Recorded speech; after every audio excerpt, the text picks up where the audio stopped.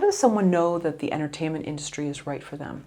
You can do anything else. I'm sure you've had other people tell you this. If there's any other business that you can do and be happy, go do that.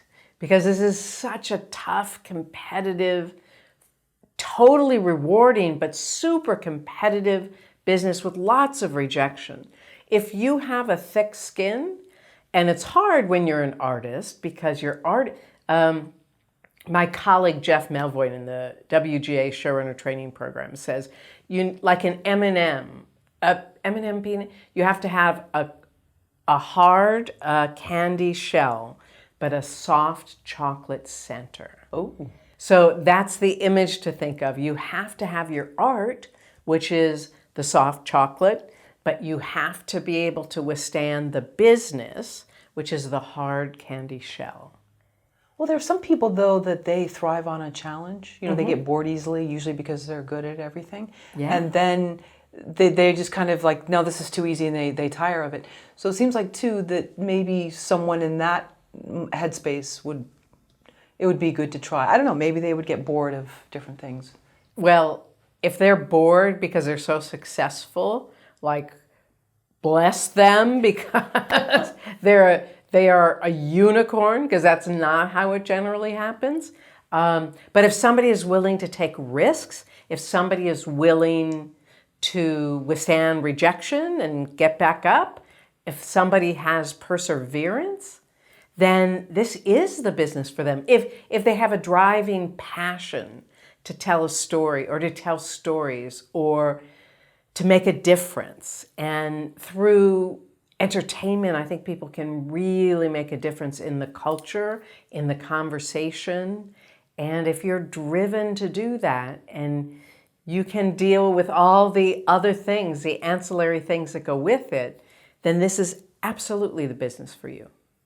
Ancillary, like what? Rejection, competitiveness, rejection, having to get your 10,000 hours in, having to become excellent at what you are wanting to do, at what you're doing, be head and shoulders above everybody else. That's what it takes to stand out. And be easy to work with, likable. Oh, yeah.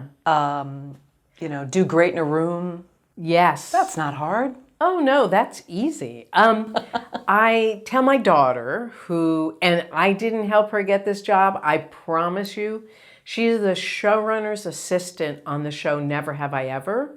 Her boss is the showrunner on that show, and she wants to be a staff writer.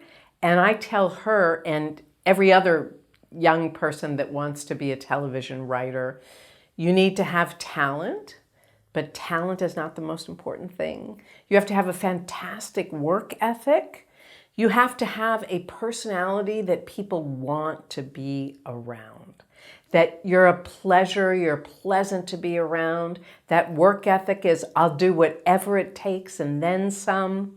You need to know people, and you need to continue to expand and grow your community of mutually beneficial relationships. That's all the things in your control that you have to do, and then luck and timing come into it too. Wow, because it seems counterintuitive, maybe that's the wrong word, but as being a writer and having stories and being in your head all the time, usually those come from being away from people and actually enjoying that. They should be feature writers. They should write screenplays for motion pictures because you get to be by yourself when you do that. But if you have an interest in being in television, it is a collaborative experience. And you need to be able to listen to other people's ideas, add to them, not reject them, and be somebody who's, to use the word again, additive, and somebody who's fun. You need to, and upbeat, and doesn't take themselves too seriously. What if a writer knows they want to write, A, B, there's so many shows they love to watch, they want to be part of it, they want to be additive, as you said, but they don't actually know what a successful career looks like. Right. A successful career, in order to, if we're talking about television, in order to be successful in television, you need to be able to have people who advocate for you. You can't just have your agent or manager send your work out. You need to get alliances, and you need people to say when you're up for a show, wow, I've worked with her, or he's terrific, I mentored him. And you need that. So you need a temperament that goes along with making connections, hopefully genuine connections, being of help to people, and not taking yourself too seriously. How does someone deprogram themselves from that? What if they don't realize they take themselves seriously? If they don't realize that they take themselves seriously, they're going to run into a brick wall. People, based on their talent, may give them a shot once, but they won't be invited back. And so the world will give them feedback on that.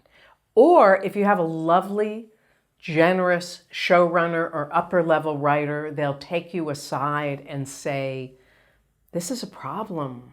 You're a downer, and your sense of self-importance is getting in the way of you being a team player. You should only be so lucky to have somebody like that. We've all had teachers probably in our lives that have been wonderful, and they have kind of taken you under their wing, Yeah. with good intentions. Yeah. And then we've also probably all had the opposite. And so if we're lucky to find someone that can, maybe they see themselves in that student or whatever, and they genuinely want to help them, there's no ulterior motive. Well, that's a teacher or a mentor. That's not employment. And that's a difference. A mentor or a teacher, if they're very generous, if they're savvy, they'll say, you are wonderful, but your attitude is going to sink you. If we're talking about an employment situation, you have one shot. If there's I don't know whether I said it in my book or someplace else, but there's a life is too short list. And even if you're successful, if you're annoying or difficult or awful as a person, people won't want to be in business with you because life is too short. If you're combative, if you don't take notes, they'll remember that. Okay. What if you're none of those things, but you freeze up in a room?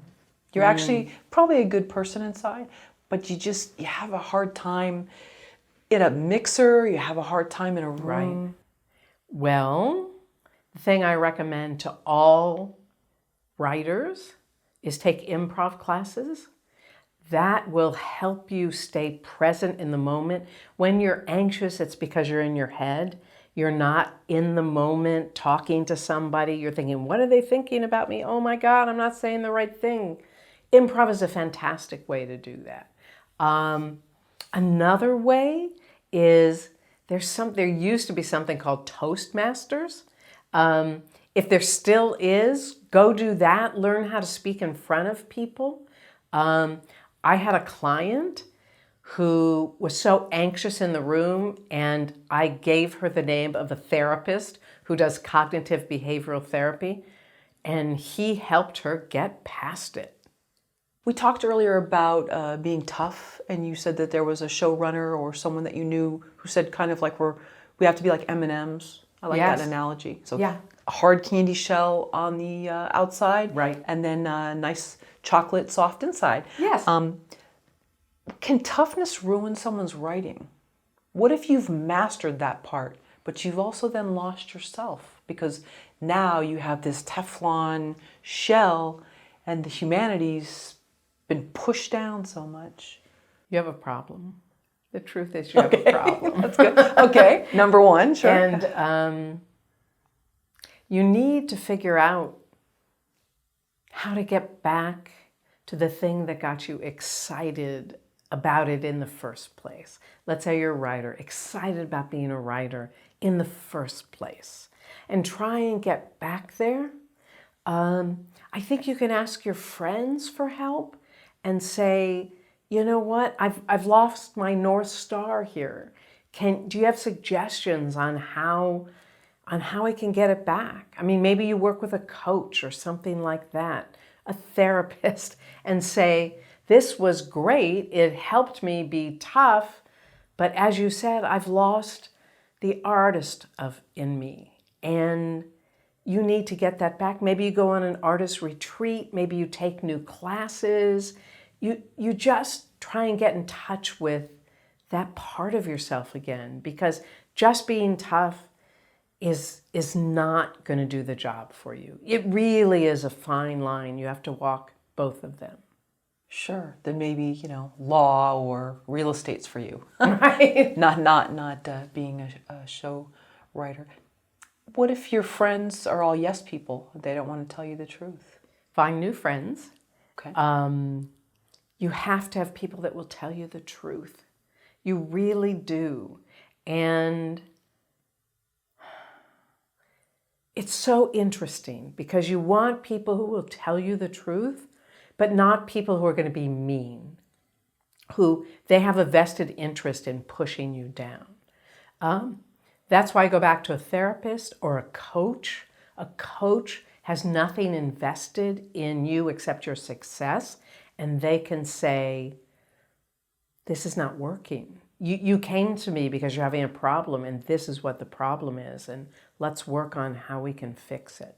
Sure. Well, therapists still want to get paid, though. So do consultants, so do coaches. Yeah, but they want to continue the relationship. That is true. You know what? I hadn't thought about that. I was thinking about myself as a coach. I just want them to get better. There are people who are just in it for themselves, and they're going to string you along. So try and find somebody who has your best interests and wants you to get to where you need to go quickly.